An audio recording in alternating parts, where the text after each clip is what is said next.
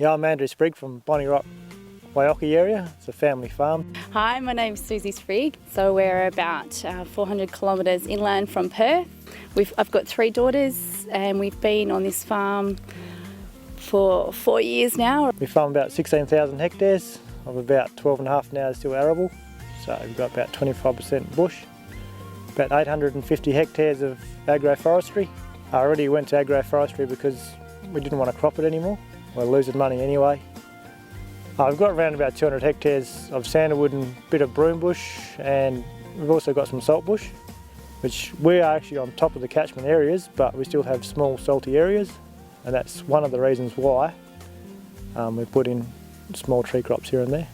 We didn't want to crop this country, and we got involved with Carbon Conscious in 2008. Just happened to be, they were there and said, oh, we need some land. So 2008 put 100 hectares in, which was their first planting, and about 560 hectares last year, 2009. The tree farming, it's more to do with like being more sustainable. If you're losing money on your poorer soils, you should be focusing on cropping your better soils and trying hard not to go broke. It's pointless spending $100 per hectare every year putting in a crop of wheat, barley, whatever it is, and not getting any return, which we sort of keep doing over and over and over again. So with the tree crops, eventually, hopefully the sandalwood will get a really good return. The nuts, I think they're $35 to $40 a kilo. And they're really, really good in the pharmaceutical industry, cosmetics, all that sort of stuff. So I guess Mount Romance is a good indication of that. And I can imagine value adding onto what we've got. The town we're in, everybody is looking for a new industry. Everyone's looking for reasons to stay here. I mean, we love it. It's a beautiful community, but financially, we've had 4 or 5, actually probably 6 families leave last year. And most of those reasons is because it's not sustainable agriculture as it is, and we're not getting supported even. In the district, we've lost a lot of young families from around here, and now they're talking about closing the high school. We moved back 7 years ago because there was a high school. If there's no high school, we've got 3 young kids. I mean, we've got businesses elsewhere we could go to, so I mean, why hang around? Yeah, so we've got about 640 odd hectares of carbon conscious mallees. We've probably put in, over the last 10 years, bits and pieces of our own mallees as well, which haven't been sold to any carbon yet. I mean, every business is going to have its own requirements for carbon in the future, I believe. We may even put more in the future for carbon just to satisfy our own requirements. Because not only this business, but we have other businesses as well. So it may be cheaper to grow it ourselves rather than have to buy it. With the oil mallees, we would actually like to eventually harvest them. That's why they were put in here, and they will, when they're harvested, they'll come back and they'll be thicker and more vigorous than ever, but it would really be really nice to get a bit of return of what we've put in. These, you'll see the rows, they're in rows of 2 rather than 4, which you need for the carbon sequestration to actually claim that. So yeah, this was done before we knew any of that, but hopefully we'll still be able to collect from the oil. Our average for the year for this area is around 300 millimetres.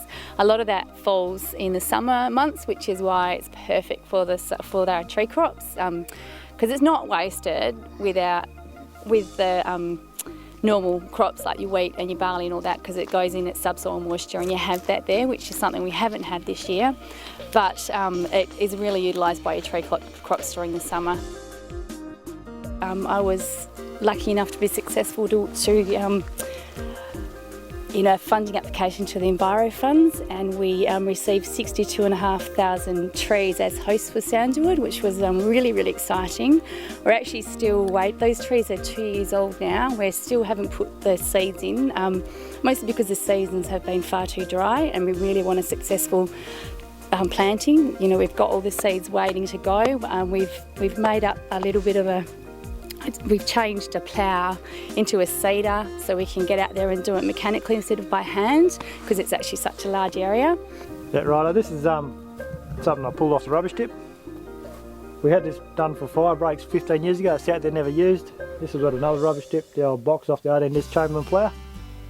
Happened to have all the bits and pieces, put it together. The idea being, we're having a lot of areas regrowing by themselves, so we'll just run lines through them, or the sandalwood, the host already there.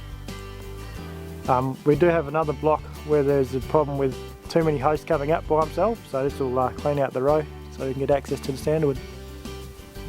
Yeah, one reason I have it's actually going to be 2 metres from the host. It makes it easier in the future for harvesting. If you have a mechanical harvester or whatever, it's not too close to the host to interfere with it. If it's set up like this, it can be a cold, freezing, rainy day. You can get out there and just jump in the tractor and do a bit when you can, instead of having to go out there and plant it all by hand, which should be a bit of a massive effort.